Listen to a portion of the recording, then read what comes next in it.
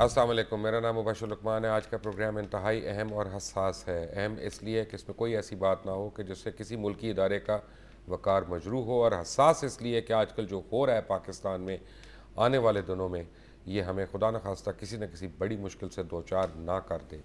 आप में से वो हजरात जो सोशल मीडिया से वाकिफ़ हैं, ख़ास तौर पर उनको पता होगा कि सोशल मीडिया के ऊपर को तकरीबन 5 दिन पहले एक चीज़ शुरू हुई चीफ़ जस्टिस इफ्तिखार मोहम्मद चौधरी साहब के साहबजादे डॉक्टर अरसलान चौधरी साहब के मुतालिक, और उसके मुतालिक इतनी ज़्यादा ख़ास तौर ट्विटर के ऊपर इतनी डिबेट शुरू हुई कि बिलाखिर जनाब शाहीन सहबाई जो ग्रुप एडिटर हैं द न्यूज़ के, उन्होंने एक वाशिंगटन बीट नामी प्रोग्राम में शिरकत की बतौर गेस्ट के, और वहाँ पे उन्होंने एक बहुत बड़ी स्टोरी का इंकशाफ किया। उस स्टोरी के हक़ाइक़ क्या हैं ये तो आने वाला दिन ही बताएगा कोई ना कोई, क्योंकि chief justice of supreme court of Pakistan ने असर नौ उसका नोटिस लेते हुए आज सुबह से उसकी कार्रवाई भी शुरू कर दी है, जिसमें ख़ुद उन्होंने अपने साहबजादे को यानी वहाँ पे बुलवाया है और उसको नामज़द किया है along with another businessman of the country.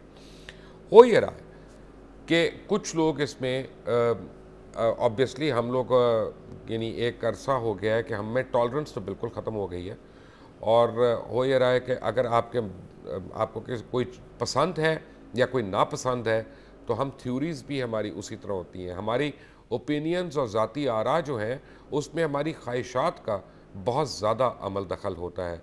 जो लोग इस अदलिया को सपोर्ट करते हैं वो टोटली यानी जो बिज़नेस कम्युनिटी के लोग हैं जिनका नाम आ रहा है इस स्कैंडल के अंदर, उनको बुरा भला कह रहे हैं, और जो लोग जिनका इस जुडिशरी को सपोर्ट नहीं करते वो इनके ऊपर मुख्तलिफ ताने बाने कर रहे हैं। केस क्या है, केस सही है या गलत है, इसका तो फ़ैसला आने वाला वक्त करेगा। लेकिन इस केस के ऊपर से बहुत से सवालात उठते हैं, और सबसे अहम सवाल ये है कि क्या ये पूरी कहानी है जो मंजर आम पे आई। तो मैं आपको एक दो टोक अल्फाज में बता दूं, नहीं, ये पूरी कहानी नहीं है। इसलिए नहीं है कि जो मैंने सुना है और जो मैंने सोशल मीडिया पे उसको ऑब्ज़र्व किया है, तो मुझे लग रहा है कि इसमें बहुत सारी शख्सियात के नाम आने वाले हैं, और एक के बाद दूसरी एक तिलस्म होशरुबा है जो शायद चलती जाए। मैं अपनी एक ज़ाती राय दे रहा हूँ बिल्कुल, और वो ये है कि इस केस के पीछे शायद एक साजिश भी हो, और वो साजिश कोई लोकल साजिश नहीं है, वो सिर्फ जुडिशरी के ख़िलाफ़ नहीं है, हुकूमत के ख़िलाफ़ नहीं है, किसी फ़र्द वाहिद के ख़िलाफ़ नहीं है, बल्कि वो पाकिस्तान को एक ऐसे दोराहे पे खड़ी करने की साजिश ना हो कि जहाँ पे 2, 4, 5 महीने के बाद पाकिस्तान को आलमी बरादरी के अंदर के सामने इंतहाई शर्मिंदगी का एहसास ना दिलाया जाए, और इनके ऊपर किसी किस्म की पाबंदियाँ ना ठोक दी जाएँ, बिलखसूस इक़्तिसादी पाबंदियाँ। प्रोग्राम का आगाज़ करने से पहले आपको मैं बता दूं कि हमने आज शाहीन सहबाई साहब को दावत दी थी। शाहीन सहबाई साहब ने आना था हमारे प्रोग्राम में, लेकिन हत्तुल इम्कान कोशिश के बावजूद अभी तक वो लैतुलाल से काम ले रहे हैं। उनका कहना यह है कि आज जो कोर्ट में प्रोसीडिंग्स हुई हैं उसके मतलब उनको पूरा इल्म नहीं है, इसलिए वो मालूमात ले रहे हैं, और जैसे ही उनको मालूमात मिली तो शायद वो इस प्रोग्राम के अंदर शामिल हो जाएँ। लेकिन हमें ज्वाइन कर रहे हैं दुबई से डॉक्टर शाहिद मसूद, किसी तारुफ के मोहताज नहीं है। हमें ज्वाइन कर रहे हैं इस्लामाबाद से मोहतरम जावेद चौधरी साहब, अपना प्रोग्राम करते हैं, बहुत मारूफ प्रोग्राम है एक्सप्रेस न्यूज़ पे इनका। आप दोनों का बहुत बहुत शुक्रिया। सबसे पहले डॉक्टर शाहिद साहब, क्या ये बात सही है कि ये पाकिस्तान के अंदर, पाकिस्तान की तारीख़ में वो एक इशू है जो सोशल मीडिया से मेन स्ट्रीम मीडिया में आया है, ना कि मेन स्ट्रीम मीडिया से सोशल मीडिया की तरफ गया? जी मुबशर साहब, ये बिल्कुल इसी तरह से है। कोई 72 घंटे पहले ये ट्विटर पे स्टार्ट हुआ, और उसके बाद ये यूट्यूब पे गया, यूट्यूब से ये फेसबुक पे आया, फिर ये वेबसाइट पे गया, और वो तमाम बड़े मीडिया ग्रुप्स जो जिनके ज़ाहिर है कि मफादात थे, इश्तिहारात के मसाइल और दीगर मसाइल, वो ये कहानी करते हुए घबरा रहे थे, क्योंकि अरबों खरबों रुपया इसमें इन्वॉल्व है, स्टेक होते हैं बहुत ज्यादा लोगों के, और कोई बात करने को तैयार नहीं था। तो नतीजा ये निकला कि सोशल मीडिया का इस्तेमाल हुआ, और उसके बाद फिर मेन स्ट्रीम मीडिया मजबूर हो गया कि इसको डिस्कस करे, और फिर आज ही सुप्रीम कोर्ट नहीं मैं ज़रा सा डिसएग्री करता हूँ डॉक्टर साहब। बात यह है कि आप याद करें कि मेरी और आपकी खुद इस केस के बारे में कोई कुछ दिन पहले बात हुई थी और तीन चार दिन जी, पहले। और हम असल में ये कर रहे थे कि हमें ये पता था कि ये कुछ न्यूज़ सर्कुलेट कर रही है, लेकिन हमें कोई हतमी तौर पे इसका सबूत नहीं मिल रहा था। और तब हमने सोशल मीडिया पे भी इंक्वायरी यही शुरू की थी कि किसके पास इसके मुतालिक सबूत है या नॉलेज है। अगर होता तो मैं ज़रूर ले आता सामने, अगर मेरी नज़र से गुजरा होता तो। जी जी वकील साहब, ये असल में देखिए ना, अब लोग जब मजबूर हो गए हैं, पहले तो आप देखिए ना 5 दिन पहले या 6 दिन पहले तक तो कोई बात ही नहीं कर रहा था इस पे। बाद में वो सारे मजबूर हो गए कि हाँ जी हमने सुना है, हाँ जी हमने देखा है, हाँ जी कोई यूट्यूब पे चीज आ गई है, हाँ जी कुछ आने वाला है, हाँ जी कुछ। उसके बाद फिर सारे मजबूर हो गए। तो इन लोगों को जाहिर है कि इल्म था, और इनको, मैं तो इस वक्त टीवी पे नहीं हूँ, पाकिस्तान के मेन स्ट्रीम मीडिया से मैं बाहर हूँ, और इसलिए शायद मैंने ज्यादा खुल के इस पे बात भी की और मैं कर भी रहा हूँ। लेकिन वो लोग जो अदारों में बैठे हुए थे मेन स्ट्रीम मीडिया में, मेरे ख्याल से बहुत से लोगों को इस बात का इल्म था। हारून रशीद साहब ने कॉलम लिखा, इशारा किया, अंसार अब्बासी साहब ने कॉलम लिखा, इशारा किया, शाहीन शहबाई एक बहुत बड़े अखबार के ग्रुप एडिटर हैं, लेकिन वो भी मजबूर हुए कि सोशल मीडिया पे जाएं, यूट्यूब पे उन्होंने अपना शो डाला। लेकिन मुझे ये बताएं कि क्या ये एक नॉन नॉर्म है कि जब कोई बड़ी स्टोरी आए तो आप अपना अखबार छोड़ के किसी और से पैसे लेके या बगैर पैसों के आप उसको बेच दें या उसको दे दें? जिस तरह मिसाल में है कि बिन लादेन का सपोजिड इंटरव्यू जो हामिद मीर साहब ने किया था, उस वक्त वह काम करते थे औसाफ में और इंटरव्यू छप गया डॉन में। क्या ये एक रेगुलर फीचर है? नहीं, शाहीन शहबाई साहब का मसला दूसरा है बिल्कुल। शाहीन शहबाई साहब ने बेचा नहीं है, ये इंटरव्यू बेचा नहीं गया। शाहीन शहबाई साहब की ये स्टोरी गालिबन, जो मेरा अंदाजा है, मैं हो सकता है गलत भी हूँ, लेकिन मेरा अंदाजा है कि ये स्टोरी शायद उस वक्त मेन स्ट्रीम मीडिया छापने को या लिखने को तैयार नहीं था। 4 दिन पहले तक इसको डिस्कस करने को तैयार नहीं था, इसलिए वो यूट्यूब का उन्होंने सहारा लिया और ये प्रोग्राम किया। ये बेचने वाला मामला ये नहीं है, ये बिल्कुल अलग मामला। ये ऐसे है कि जैसे आपके कहने का मतलब है कि उनके यानी ग्रुप एडिटर होने के बावजूद अपने ही अखबार में वो पब्लिश नहीं कर सके, ये कहना चाह रहे हैं आप? ये बहुत दफा होता है, ये बहुत दफा होता है। आप भी सहाफत में हैं, जावेद चौधरी साहब हैं, हम हैं, कई दफा कॉलम्स लिखते हैं। जावेद चौधरी साहब के कॉलम्स, मेरी तहरीरें, मेरे प्रोग्राम्स कई दफा बंद हो जाते हैं, कई दफा छपते नहीं है, कई दफा बहुत सी पाबंदियां होती हैं। लेकिन ये जो सोशल मीडिया है, जो कि आपको पता है जिसने हुकूमतें गिरा दी है मशरिक वस्ता में, जिसने बड़े बड़े आमिरों को उलट पुलट के फेंक दिया सारा, ये पाकिस्तान में इसने एक मेरे ख्याल से बहुत बड़ा बुत तोड़ दिया है। जावेद चौधरी साहब, आपको मैंने ये सवाल पूछना है क्योंकि आप इस्लामाबाद में हैं और इस्लामाबाद के जो सहाफ़ी हैं वो इन मामलात में हमसे ज़्यादा यानी they are better informed and more informed than us, क्योंकि हम इस्लामाबाद में नहीं हैं।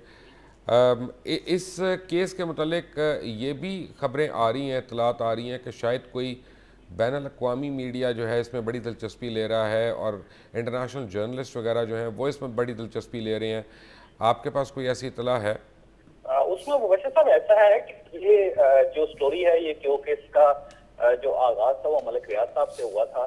मलिक रियाज साहब ने ही सबूत जमा किए थे और उन्होंने ही मीडिया के लोगों को दिखाया था। उसमें उन्होंने जो उनके पास प्रिंटेड फॉर्म में जो मटेरियल था, जिसमें टिकट्स हैं या जिसमें बिल्स हैं कुछ, और क्रेडिट कार्ड की कुछ जो क्रेडिट कार्ड के जरिए कुछ अदायगियां हुई हैं वो हैं, वो तो उन्होंने कुछ जो सहाफी थे उनको दिखाई थी।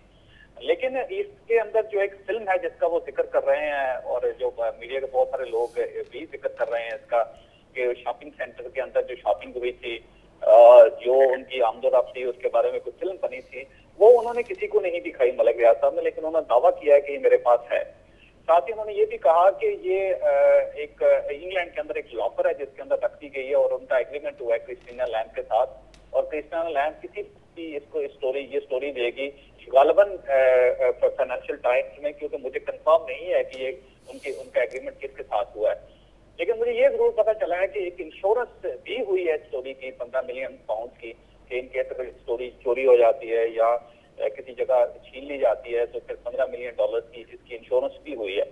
क्रिस्टीना लैम्ब के बारे में ये मैंने सुना था कि उसके पास ये स्टोरी है। क्रिस्टीना लैम्ब ने पाकिस्तान के कुछ जर्नलिस्टों से वार्ता करके ये कंफर्म भी किया था कि उसके पास है स्टोरी और वो किसी मुनासिब वक्त में स्टोरी देंगी जिसमें जो वीडियो क्लिप्स भी शामिल होंगे।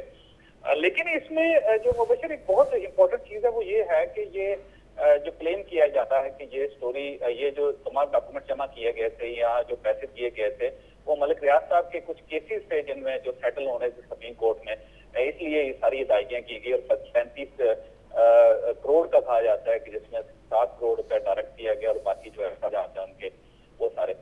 अब यहाँ पे सवाल ये कि क्या सुप्रीम कोर्ट ने वाकई फेवर दी थी मलिक रियाज साहब को या नहीं दी, तो इसका जवाब नहीं में है, क्योंकि मलिक रियाज साहब के जो केसेस चल रहे थे सुप्रीम कोर्ट में उसमें चीफ जस्टिस ऑफ पाकिस्तान ने 52 केसेस का फैसला एक ही दिन में, या जो 52 या 57 52 केसेस का फैसला उन्होंने सुप्रीम कोर्ट ने एक दिन में इनके मलिक रियाज साहब के खिलाफ किया है।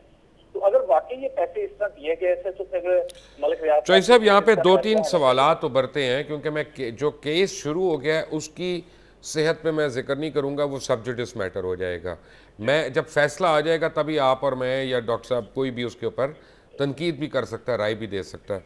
मैं एक और सवाल पूछना चाहता हूँ कि अगर ये साबित हो जाए कि मैंने आपको 10 करोड़ रुपया आपसे मैंने लिया है कारोबारी इश्तराक के लिए, कारोबार करने के लिए, या आपने मुझे तोहफे के तौर पे दिया है और मैं उससे कोई गैर कानूनी इस्तेमाल में नहीं लेके आ रहा, तो क्या ये एक क्राइम होना चाहिए मॉरली मे बी? बट उसमें देखिए, जब तक मलिक रियाज साहब सबूत पेश नहीं करते या मलिक रियाज साहब के बिहाफ पे सबूत नहीं आता या ये स्टोरी बाहर नहीं आती, उस वक्त तक हम कुछ भी नहीं कह सकते, क्योंकि हमारे पास कुछ नहीं है। पाकिस्तान के मीडिया के कोई ऐसा जर्नलिस्ट नहीं जिसके पास प्रूफ हो। ये एक मुसलमान हकीकत है और मैं आपको बिल्कुल अथॉरिटी के साथ ये बता रहा हूँ।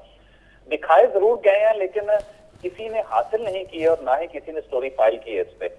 यहाँ पे जो मुबशर चीजें हो सकती है वो एक तो ये है कि जब तक मलिक रियाज साहब खुद ये सबूत पेश नहीं करते और फ्रंट पे आके नहीं खेलते, उस वक्त तक डॉक्टर इस्लाम को कोई सजा नहीं हो सकती। दूसरा तरीका ये है कि स्टेट खुद इंटरवीन करे और स्टेट ये कहे कि जी डॉक्टर इस्लाम गिल्टी पाए गए हैं और ये हमारे पास सबूत है और वो कोर्ट को दे दें, तब जाके तब भी ये मसला सेटल हो सकता है। ये जो गुडविल में चीफ जस्टिस ने काम किया, ये बहुत अच्छा काम किया है कि अभी सिर्फ स्टोरीज सिर्फ कुछ चैनल्स पे आई है और वो भी क्लियर नहीं है, तब भी उन्होंने अपने बेटे को अदालत में बुलवा लिया। ये बहुत बड़ा अच्छा जेस्चर है कि उन्होंने अपने तौर पे ये फैसला किया।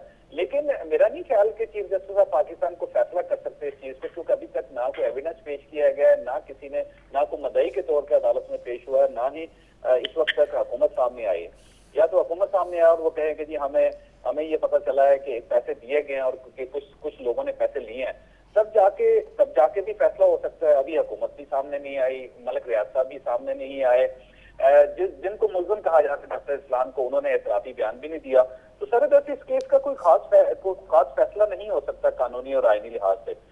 लेकिन एक जो आज की सूरत हाल उसमें मुझे यूँ महसूस हो रहा है कि चीफ जस्टिस ऑफ पाकिस्तान का हाथ जो है वो जरा ऊंचा साबित हो रहा है और वो बेहतर पोजीशन में साबित हो रहे हैं, क्योंकि उन्होंने सिर्फ जो चैनल्स के ऊपर या सोशल मीडिया पे जो खबर आई उसकी बुनियाद पर उन्होंने अपने बेटे को अदालत में बुला ली। इस लिहाज से आज जो मारूली अगर देखा जाए तो चीफ जस्टिस ऑफ पाकिस्तान या दूसरे लोगों से जावेद चौधरी साहब हमारे साथ हैं, डॉक्टर शाहिद मसूद भी हमारे साथ हैं। एक ब्रेक के बाद हमारे साथ चंद और मेहमान भी ज्वाइन करेंगे, but all of that after break. Take a break.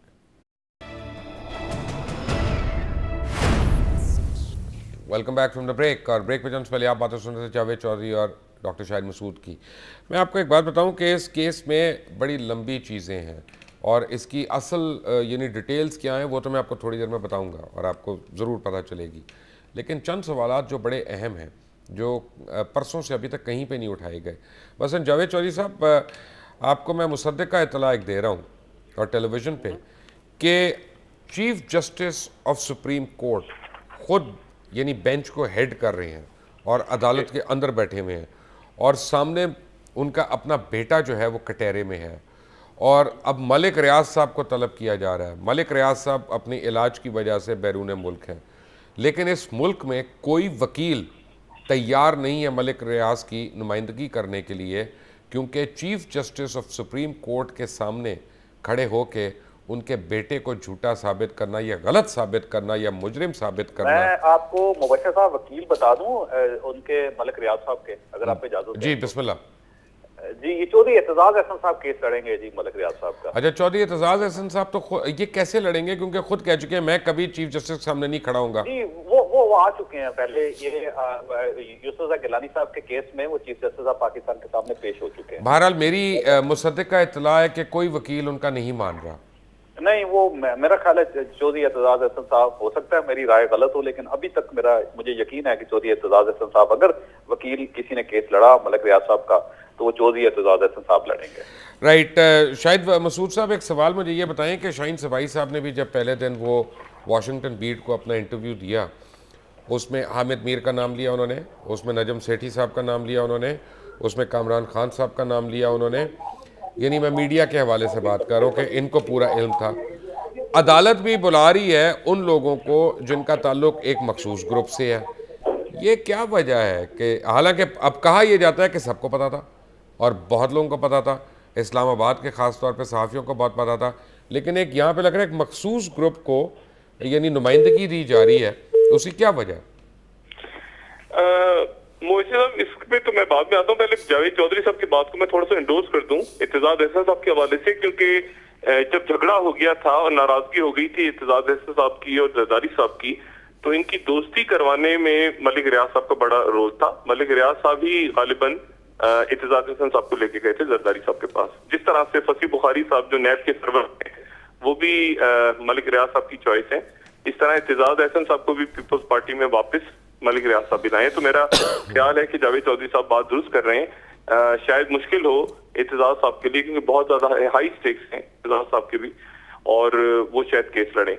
बाकी बात ये कि एक ग्रुप के लोग क्यों हैं, मेरे ख्याल से उसकी वजह यह है कि कल शायद उसी ग्रुप पे ये ज्यादा डिस्कस हुआ तवातर के साथ। सबसे पहले हामिद मीर साहब के प्रोग्राम में ख्वाजा आप वाशिंगटन बीट से निकले जी, और वाशिंगटन बीट से शुरू है वो, लेकिन एक इम्पोर्टेंट बात जिसकी तरफ मैंने पहले इशारा किया था कि उस बार के ग्रुप लीडर को, ग्रुप एडिटर को पहले सोशल मीडिया पे जाना पड़ा, क्योंकि शायद वो ये बात अपने अच्छा ये भी बड़ी एथिकली साउंड बात है ना कि अगर आपको आपका इदारा कह रहा है नहीं स्टोरी को होल्ड करना है या इसको नहीं आने देना, तो आप बज़िद है कि नहीं मैंने तो इसको निकालना है, चाहे उससे इदारे का नुकसान हो या फायदा हो।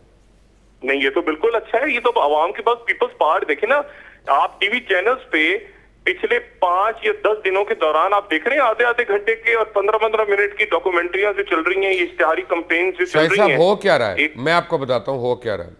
मेरे साथ इस वक्त अहमद उवैस साहब भी मेरे साथ हैं। शाहिद साहब एक सेकंड जरा होल्ड करिएगा। का मालिक तो वो टीवी चैनल कैसे चलाएगा, और आधे सफ़े की चार छप रहे हैं उसके फ्रंट पेजेस पे प्रिंट पे।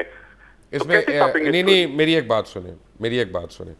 दुनिया में शाहिद मसूद साहब, आप माशाल्लाह इतनी दुनिया फेरते हैं, दुनिया में कौन सा मुल्क ऐसा है कि जहाँ पे कोक, पेप्सी, कोडैक या इन लोगों के खिलाफ जो है वो कोई खबर चलती है? बताएं मुझे जरा।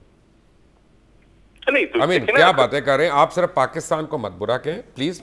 दुनिया में कोई मुल्क ऐसा नहीं है जो अब जहाँ पे अपने कमर्शियल इंटरेस्ट को कॉम्प्रोमाइज किया जाता हो। लेकिन इस वक्त हमें ज्वाइन किया है अहमद उवैस साहब ने। अस्सलाम वालेकुम सर।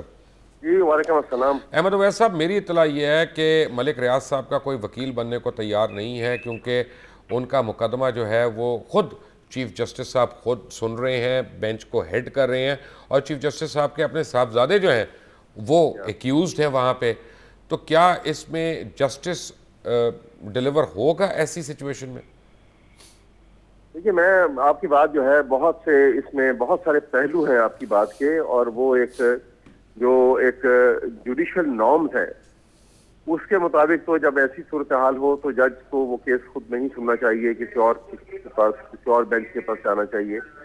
और ये उन्होंने जो इन तमाम बातों के, यानी ये ऐसी बात है कि मेरे ख्याल में कॉन्शियसली चीफ जस्टिस इस बात के माइंडफुल होंगे कि ये बात जो है ये किसी के पास वो नहीं ट्रांसफर कर रहे हैं और वो खुद सुन रहे हैं। 2 रीजन हो सकते हैं। देखिए, अभी उनके फ्यूचर कंडक्ट से पता लगेगा कि वो क्या उन जो हम सोचते हैं आज, क्या उसके मुताबिक वो चलेंगे नहीं चलेंगे, वो आपको कल ही सामने आने की बातें और आनी शुरू हो जाएंगी। मैं समझता हूँ कि एक वजह ये भी हो सकती है कि उनके ज़हन में हो कि शायद कोई और बेंच सुने और वो lenient व्यू ले, और वो होकर चीफ साहब को बचा लिया गया या उनके बेटे को बचा लिया गया।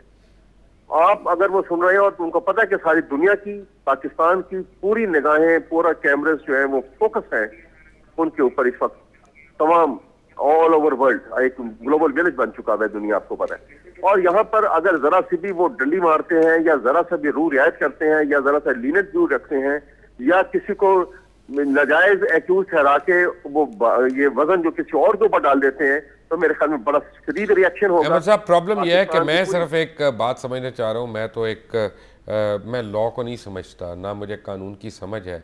आप लोग पढ़े लिखे लोग हैं, समझ तो माशाल्लाह बहुत है आपको। जज हजरात बहुत ज़्यादा काबिल हैं। दुनिया में कहीं पे ऐसी कोई मिसाल है?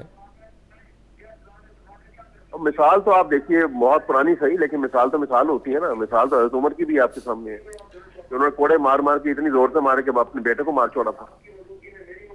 उन्होंने भी सजा दी थी ना। और कहा जाता यह है कि शायद कोई और आदमी अगर ये सजा दे रहा होता तो वो इतनी जोर के कोड़े ना मारता और वो ना मरता।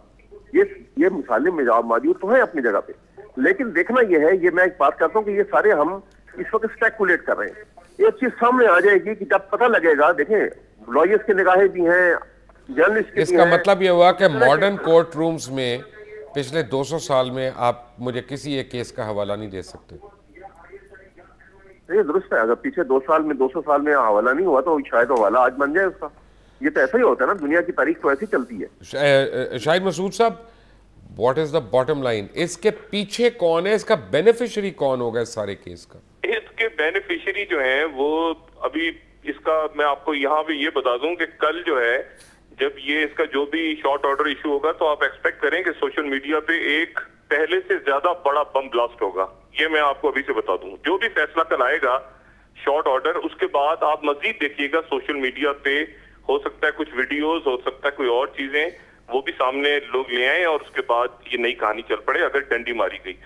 दूसरी बात मैं बिल्कुल इत्तेफाक करूंगा जो अहमद अवैस साहब ने बात की है कि ये जो कहा गया है ना कि तुम्हारी औलाद और तुम्हारा माल तुम्हारे लिए आजमाइश है। आप इस आयत पे, इन जुमलों पे गौर करें कि ये क्यों कहा गया है कि तुम्हारी औलाद और तुम्हारा माल तुम्हारे लिए आजमाइश है। इफ्तिखार मोहम्मद चौधरी के लिए बड़ी आजमाइश की घड़ी है। अगर वो नहीं बैठते तो वो तमाम लोग जो तनकीद कर रहे हैं वो शोर कर रहे होते हैं, अरे ये तो खुद करप्ट था ना, अरे इसको तो ब्लैकमेल कर दिया, अरे इसको तो इसकी दिखा दी इसलिए भाग गया, ये शोर हो रहा होता। उन्होंने बिल्कुल ठीक किया, वो बैठे और अब सबकी नजरें हैं कि सबूत सामने आए और ये कम से कम तय हो गया। मैं यहाँ पे इस बात पे खुश हूं कि कम से कम ये तय हो गया, जावेद चौधरी साहब ने भी बात कर दी, हामिद मीर साहब ने भी, हमने भी, सब ने, कि एटलीस्ट ये जरूर हो गया कि मलिक रियाज ने अपने घर पे लोगों को बुलाया, उनको पेपर दिखाए और उनको कहा कि ये स्टोरी लंदन से ब्रेक होगी। हमने सोशल मीडिया पे जावेद चौधरी साहब ने तो नाम ले दिया कि क्रिस्टीना लैम्ब ब्रेक करेंगी, वजह से वो सारी साजिश जो चंद दिनों में तैयार थी, अदालत, फौज, ये सारा मिसिंग पर्सन, ये बड़ी लंबी स्टोरी है। एक मिनट डॉक्टर साहब, हम ये क्रेडिट नहीं ले सकते। उसकी वजह ये है कि अगर तो ये साजिश थी तो हमने बगैर कुछ पैसे लिए हमने वो साजिश का हिस्सा बन गए, आप भी मैं भी, यानी जो भी सोशल मीडिया पे गया। यानी क्रिस्टीना लैम्ब ने अगर करना था और हमने कर दिया तो साजिश तो वहीं की वहीं रही ना। नहीं वो किसी वो और एक्टर्स उसके डिफरेंट हो गए ना, वो किसी और अंदाज में करना था। बात यह है कि जावेद चौधरी साहब ये कह रहे हैं कि फाइनेंशियल टाइम्स में क्रिस्टीना लैम्ब लिख रही हैं और ये स्टोरी उन्होंने पहले कहा कि 15 मिलियन पाउंड्स और फिर उन्होंने कहा कि 12 मिलियन पाउंड्स, 15 मिलियन डॉलर्स में जो है वो इंश्योर हुई है। और उन्होंने फाइनेंशियल टाइम्स का, मैं लोगों को बता दूं कि क्रिस्टीना लैम्ब जो है यूजुअली संडे टाइम्स में लिखती हैं, लेकिन नहीं, यहाँ पे संडे टाइम्स नहीं, स्पेसिफिकली मैं फाइनेंशियल टाइम्स कह रहा हूँ। I mean please note that. Ahmad Awais हमारे साथ हैं, डॉक्टर शाहिद मसूद हमारे साथ हैं। We come back after break, take a break. Welcome back from the break. हमें ज्वाइन किया है मुमताज़ कॉलम नवीस जनाब और सीनियर तज्ज़िया निगार जनाब हारून रशीद साहब ने।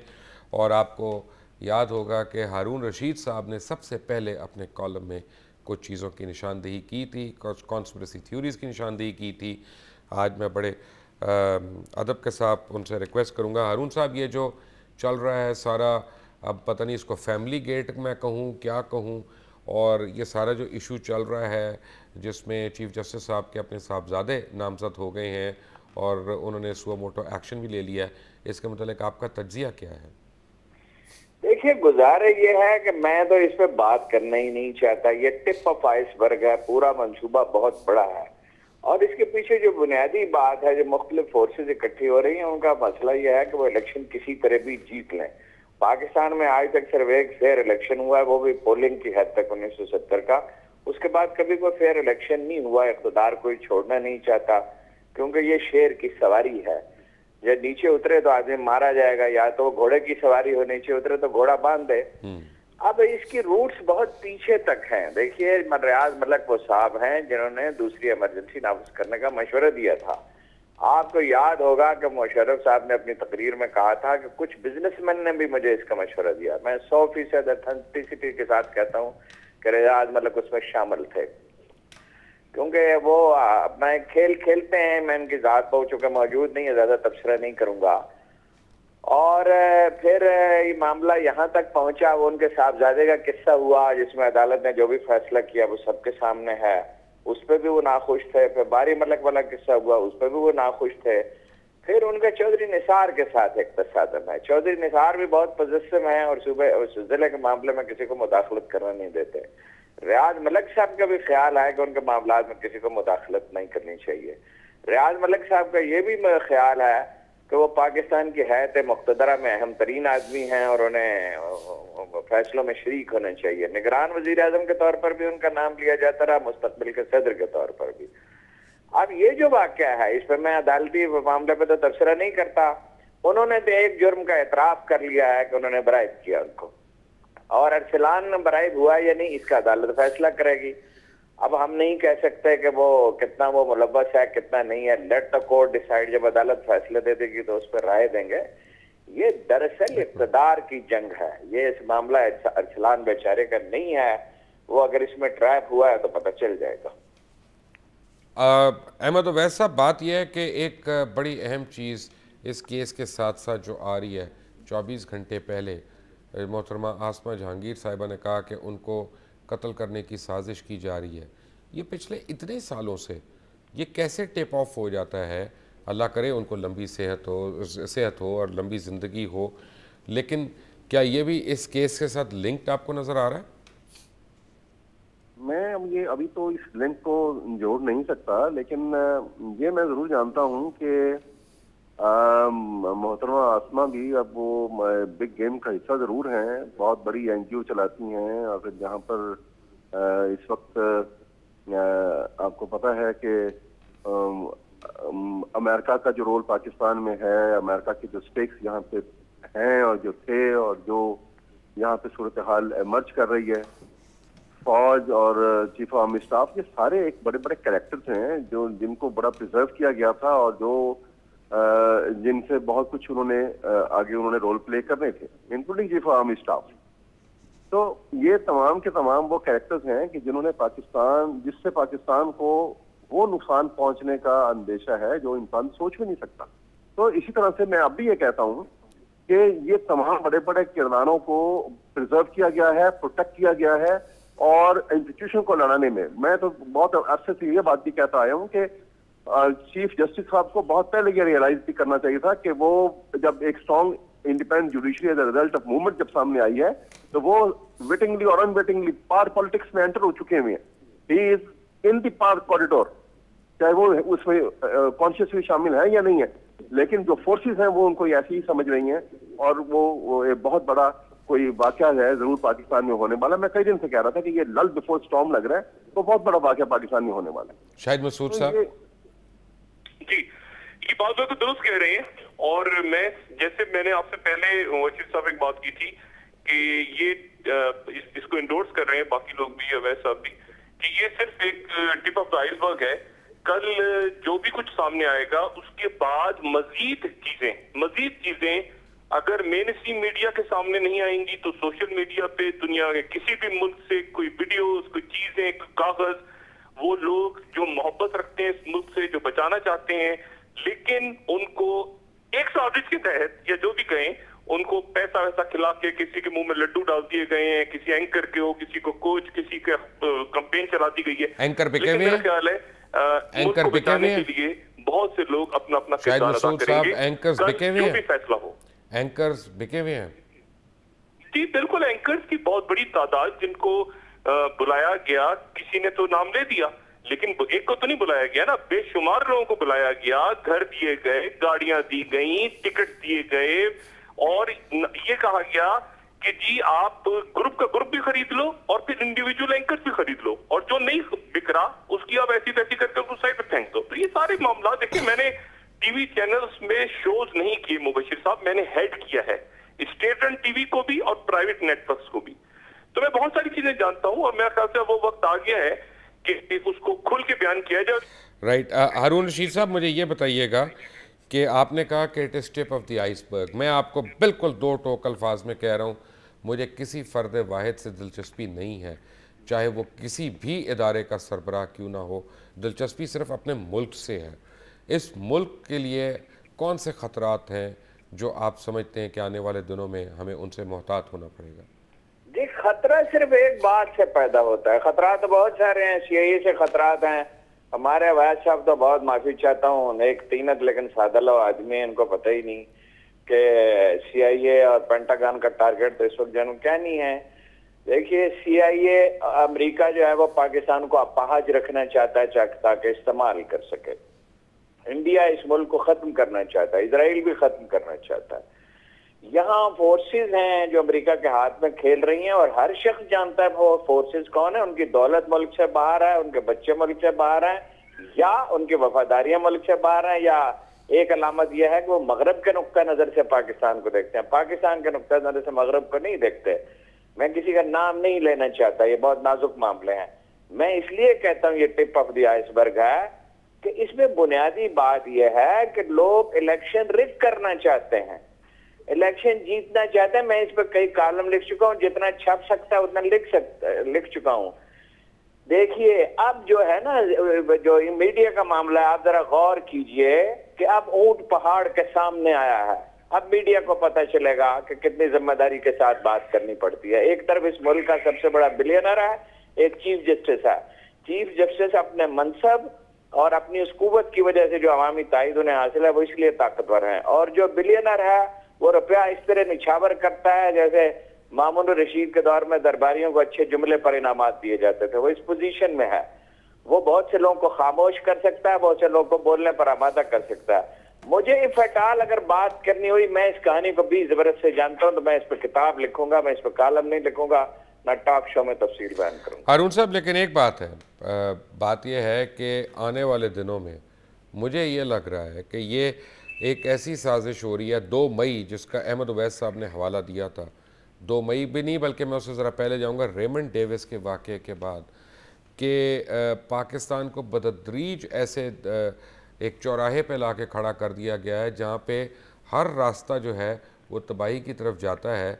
और ये इंटरनेशनल कम्युनिटी को बावर कराया जा रहा है कि ये एक रिस्पॉन्सिबल नेशन नहीं है और इनके पास न्यूक्लियर बॉम्ब भी है। और यहाँ पे फिर आप या तहरीक इंसाफ जो है या जमात इस्लामी है या कोई भी और, जब हंगामे भी हम करते हैं, हम पुतले भी जलाते हैं, हम रोड्स भी ब्लॉक करते हैं, चाहे नेटो खोलनी है चाहे नेटो बंद करनी है, तो जो इमेजेस हम इंटरनेशनल कम्युनिटी को दे रहे हैं वो जो है कोई हौसला अफजा नहीं है। ये सीरियस बात है। और दूसरी बात यह है कि 2 इदारे, एक सुप्रीम कोर्ट ऑफ पाकिस्तान और एक आर्म फोर्सेस ऑफ पाकिस्तान जो हैं, जिनके ऊपर लोगों का एतबार और एतमाद बहाल होना शुरू हो गया था एक बहुत लंबे अरसे के बाद, उनको बतदरीज मैं देख रहा हूँ कि ऐसे जगहों पे लाके इंटेंगल किया जा रहा है कि उनकी भी गुडविल ख़त्म हो, ताकि चंद महीने में पाकिस्तान को इंटरनेशनली किसी तरह एक टेररिस्ट स्टेट डिक्लेयर किया जाए। नहीं, टेररिस्ट स्टेट नहीं। देखिए, जो तज्जिया आपने किया सबसे इत्तफाक करने के बावजूद मैं एक बात अर्ज करता हूँ कि असल चीज क्या है। असल चीज यह है कि इलेक्शन फेयर ना होने दिया जाए। कौन इलेक्शन फेयर करा सकता है? अदलिया और फौज। फौज की निगरानी में, अदलिया की निगरानी में अगर इलेक्शन हो, चीफ इलेक्शन कमिश्नर ठीक हो, लिस्टें ठीक हो, पोलिंग डे पे धांधली न की जा सके, तो इलेक्शन फेयर होंगे। असल मकसद तो वो है। वो अमेरिका और बरतानवी प्रेस और सब जानते हैं कि पाकिस्तान एक गैर जिम्मेदार नेशन नहीं है। गैर जिम्मेदार अफराद यहाँ हैं, गैर जिम्मेदार गिरोह हैं, वो अमेरिका में भी हैं, बरतानिया में भी। इसकी तो उम्र ही 65 बरस है। अमेरिका में आजादी के 83 बरस के बाद वो खाना जंगी हुई थी जिसमें 15 लाख आदमी मरे थे। क्या वो गैर जिम्मेदार कौम नहीं थी? तमाम कौमें इब्तदा में जब तक कानून की बालादस्ती नहीं होती उसमें गैर जिम्मेदार गिरोह होते हैं। हमारे यहाँ तो पूरी की पूरी पॉलिटिकल पार्टियां इस लिहाज से गैर जिम्मेदार हैं जिनकी अमेरिकी सरपरस्ती फरमाते हैं कि वो इलेक्शन ही अपने यहाँ होने नहीं देती। देखिए, चीफ जस्टिस क्यों टारगेट है और जनरल क्यानी क्यों टारगेट है?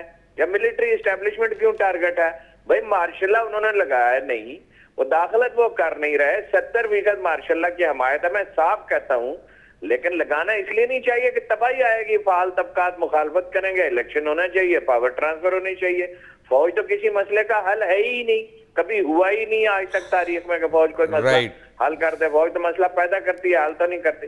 अब वो सब्र से बैठा हुआ है, कहनी मजामत कर रहा है, और वो अमरीकी जो है वो अपने मोहरे आगे ला रहे हैं, किसी की जान खतरे में है, इसको आसमान से इल्हाम हुआ है इसको किसकी जान खतरे में है। ये क्या खेल तमाशा है किसी, और उसने ये भी उसको पता है कि फौज उसे कत्ल कराएगी। बट बार इन दिनों में उसने क्या किया है कि फौज उसे कत्ल कराएगी, और कत्ल कराने का नतीजा तो तबाही होता है। फौजी इतने ही बच्चे हैं, वो नहीं जानते कि इस तरह की चीजों के नताइज क्या होते हैं। देखिए ये सब कुछ एक बड़े मंसूबे का हिस्सा है। डिसइंफॉर्मेशन हो सकता है इस खातून को डिसइंफॉर्मेशन दी गई हो, और उसके अंदर चूंकि विलिंगनेस टू बिलीव पाई जाती है, वो इंडिया के बारे में हर एक चीज पे यकीन करेगी, अमेरिका के बारे में हर एक चीज पे यकीन करेगी, पाकिस्तान के बारे में हर बुरी चीज पे यकीन करेगी। असल जो मंसूबा साज है उनका काम है इलेक्शन जीतना रिगिंग करके, अपने अलाइंस के साथ मिलके, और नवाज शरीफ को अगर मुमकिन हो तो उसको मिला के। अब बीच में चौधरी निसार रुकावट बन गए हैं। देखिए कुदरत के अपने खेल हैं, इंसान के अपने खेल हैं, मायूसी की कोई वजह नहीं है। लोग जाग रहे हैं, अगर एंकर पर्सन खरीदे जाएंगे, ग्रुप खरीदे जाएंगे, तो कोई ना कोई अल्लाह का बंदा सच बोलने के लिए तैयार होगा, और एक सच्चा आदमी हजारों झूठे आदमी पे भारी होता है। मायूसी की कोई बात है ही नहीं। आपका डॉक्टर शाहिद मसूद, आपका अहमद अवैस, आपका जावेद चौधरी साहब, आपका और सबका बहुत बहुत शुक्रिया इस प्रोग्राम में आने का। अफसोस मुझे है कि शाहीन सबाई साहब शिरकत नहीं कर सके। चलते चलते मैं एक बात कहूँगा कि आने वाले दिनों में एक चीज़ का ज़रूर ख्याल रखना है, आपका और मेरा बिलीफ जो मर्ज़ी हो, हमारा क्या सराइयाँ जो मर्ज़ी हों, हमें क्या सराइयों से गुरेज़ ज़रूर करना है।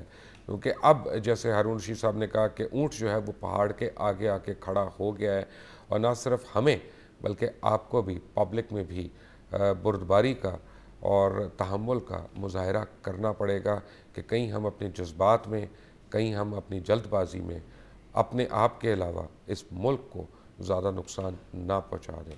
Until the next time, Allah Hafiz.